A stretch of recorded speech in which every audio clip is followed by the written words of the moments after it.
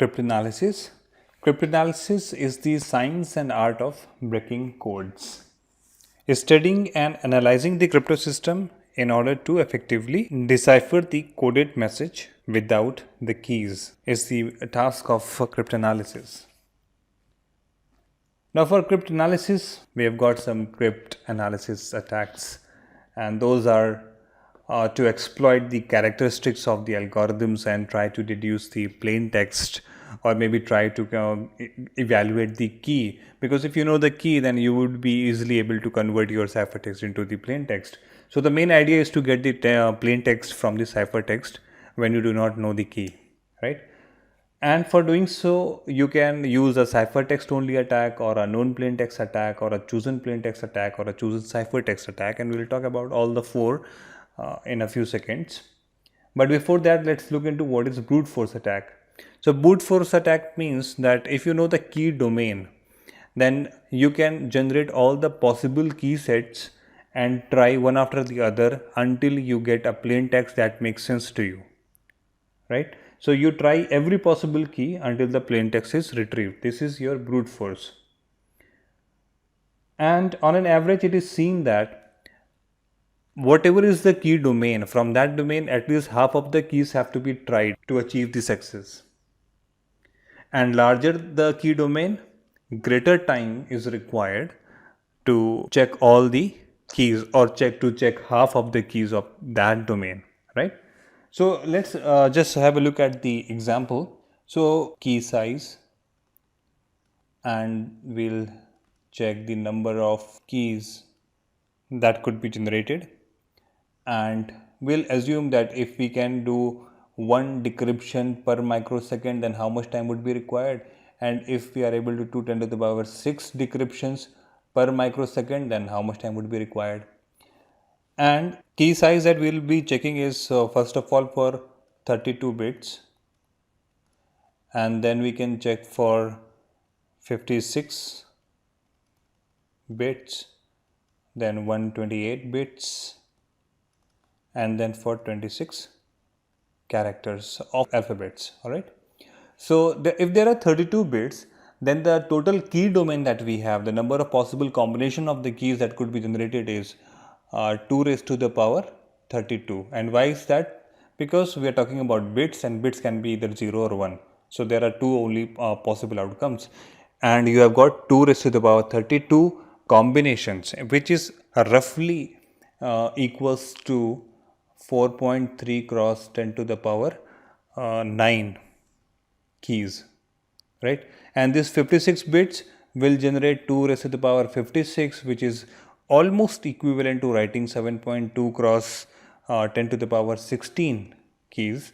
And this 128 is equivalent to 2 raised to the power 128, which is almost equivalent to 3.4 cross 10 to the power 38 keys. And if you have got 26 characters, then you have got 26 factorial options, which is roughly equals to 4 cross 10 to the power 26 keys. Alright, so these many number of keys are there, and if you are performing one decryption per microsecond, then what is the amount of time required to break the system, right? And we said that on an average half of the keys must be tried to achieve the success. So half of 2 raised to the power 32 is 2 raised to the power 31 microsecond would be required, and this is roughly equals to 35.8 minutes. And if you are able to perform 10 to the power 6 decryptions per microsecond, then it will be achieved in 2.15 milliseconds. And for 56 bits, we need 2 raised to the power 51 microseconds, which is roughly equals to saying 1142 years. And if you are performing 10 to the power 6 operations, then it could be achieved in 10 hours. In case we have got 128 bits as the key size, then 2 raised to the power 127 microsecond would be required at 1 decryption per microsecond, which is roughly equals to 10 to the power 36 years. And here, you have got 10 to the power 30 years. And if you have got 26 characters of alphabets, then at the rate of 1 decryption per microsecond, you will take around 6.4 cross 10 to the power 12 years. And at the rate of 10 to the power 6 decryptions, it will take you around 6.4 into 10 to the power 6 years. Fine. So this is the amount of time that is required to perform the brute force attack successfully on an average. Alright. So if you have got a smaller key size, then you see that it takes only milliseconds to achieve the task. Even 10 hours is not much of a time. So 56 bits can also be compromised at this speed, because today we have got enormous processing powers. We can do parallel processing, and we can achieve and we can easily break the 56 bit systems in today's time. But it's still 128 bit system which is used by AES. We will study about AES later on. So AES is an encryption system which uses 128 bits minimum keys, and you can have more bits for the key size, right?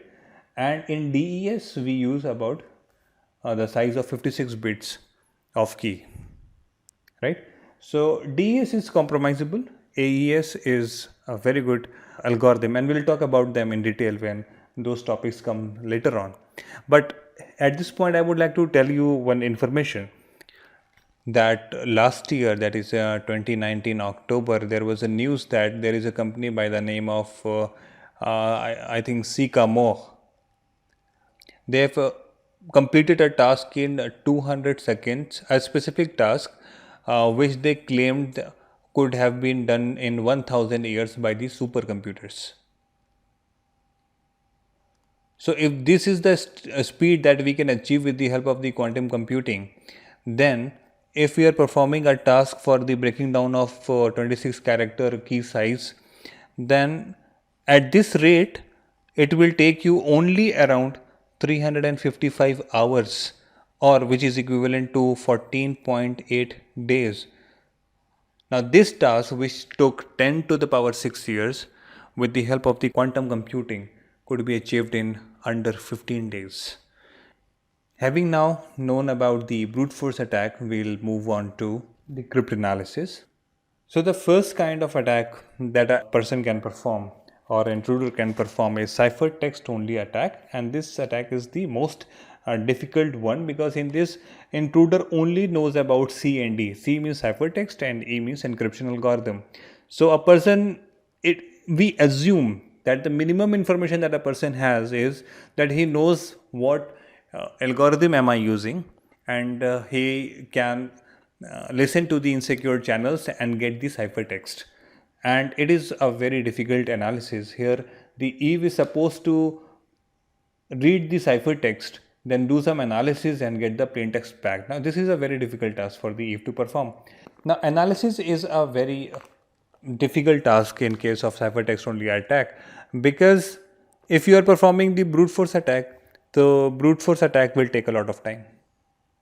If the key size is huge, it's going to take such a long time that it is practically infeasible to break down the code, right? So brute force is not very helpful until and unless you have a pretty good idea that what is the limited amount of key domain from where a key would have been chosen by the user.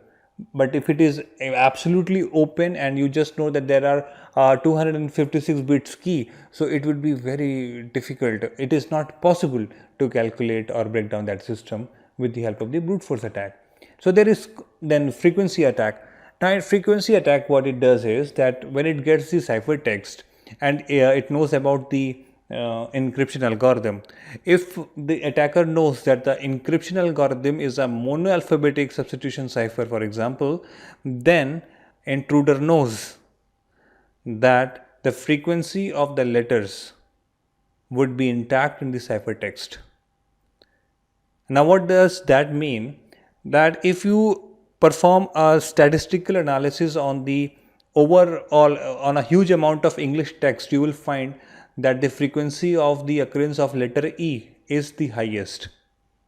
Based on this information, if you are making an attempt to read the ciphertext and find out which of the letter is occurring with the most frequency, suppose that letter is L, so you can have an idea that maybe L is mapping to the E, right? Similarly, you can find the second most frequently occurring letter and then you can map it to the statistically calculated second most frequently occurring letter of the alphabet, and thereby you can make a guess what could be the plain text. Okay. The second kind of attack is your known plain text attack.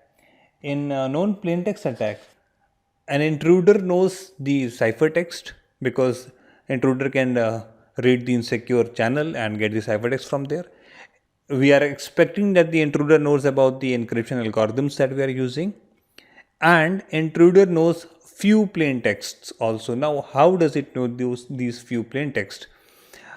So let us have an example of it, that how is this analysis performed where it is trying to get some plain text and the ciphertexts.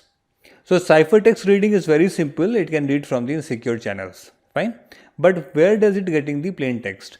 So maybe that today Bob has sent a message to Alice which was a secret, but later on after a year or so that message is now not important. So Bob made that message public. Intruder waited for 1 year. Intruder had already recorded the ciphertext, but when Bob made the content public, the intruder took that content and then started mapping the ciphertext and the plain text and started performing various analysis over it. And based on that, it would try to generate a key. If Bob has not changed the key, then there is a good chance that the key would be compromised. Second thing, that there are certain kind of messages, for example, electronic fund transfer messages. So when you are making that fund transfer, there will be a header file that is appended onto those transaction messages, and most of the time the content of that header is unique. So if a person knows that a transaction is taking place, he has a better idea of what could be the content of the headers, and thereby based on the initial characters he will try to perform an attack, a mapping of the ciphertext and the plain text. And it is not just for the electronic fund transfers, it is for anything. Whenever you are having a standardized header attached to something, since it is standardized, it is known to everybody what kind of content would be there, and then you can selectively make some assumptions that okay, here such a kind of information would be there, this is mapped to this gibberish sequence of alphabets, and therefore you will be able to map the few plain text and few ciphertext out of a complete plain text and try to perform the analysis and calculate the key. One example is of Enigma. Enigma was a device that was used by the Germans for communication during the World War II. And Alan Turing, if you have seen the movie Imitation Game, you would remember that Alan Turing and a team of mathematicians were, assembled at a place who were supposed to work on breaking the Enigma machine. Now, Enigma was changing their passwords so frequently after every 24 hours that it was practically impossible for them to calculate it. But how were they able to do it? They were able to perform the known plain text attack. Because during a party, Alan Turing came to know that early in the morning 6 a.m., they used to send the Atlantic weather report. And there, this weather Vorhersage word was being sent. So out of all the text, they knew that at least this particular word is existing, right? So this is one of the plain text that they knew. This is the German for weather forecast. So they knew the heading. So when they intercepted the ciphertext, the first few characters were taken. They knew the plain text would be weather forecast. So they tried to map that ciphertext to the plain text and calculate the key. Once the key was calculated, for the complete day, whatever message was sent by the Germans was easily intercepted, and the plain text was calculated by the Britishers and other opposition armies. Second was the flaw with the algorithm itself, that Enigma was unable to substitute a letter by itself while converting it to the ciphertext. For example, if it is converting hello to a ciphertext, that means when H is getting replaced by some other character, so it cannot be H. So that was one of the shortcomings of the Enigma that these people knew. So they exploited it. They knew something about the algorithm. They knew something about the machine that was doing the encryptions, and they knew the plain text that was sent early in the morning 6 a.m. every day, and that was a constant message. So they knew the plain text, they intercepted the ciphertext, and they tried to create the map between the ciphertext and the plain text and calculate the key. Fine. So this is your known plain text attack. Then there is chosen plain text attack.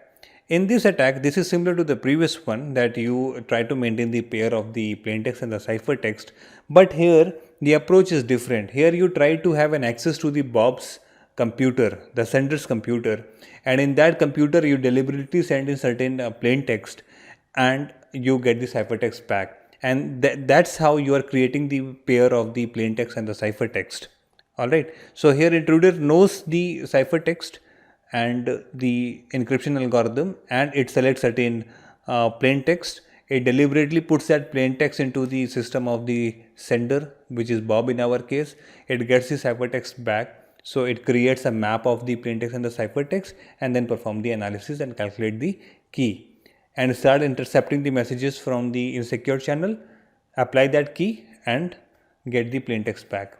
So this is how chosen plain text is done, but it looks to be very simple, but it is very difficult, because having access to the sender's computer is a difficult task.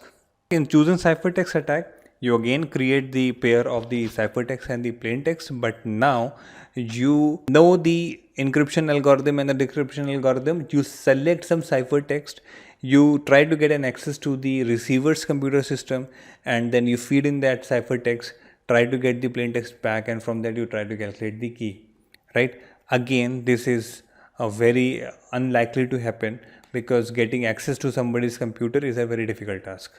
But if you have got an access, then there is a very good chance that you would be able to get the plain text from the ciphertext that you have fed in from the receiver's computer, and from the sender's computer you can feed in a plain text and get the ciphertext, and then you can perform an analysis that what could be the possible key of mapping between the ciphertext and the plain text.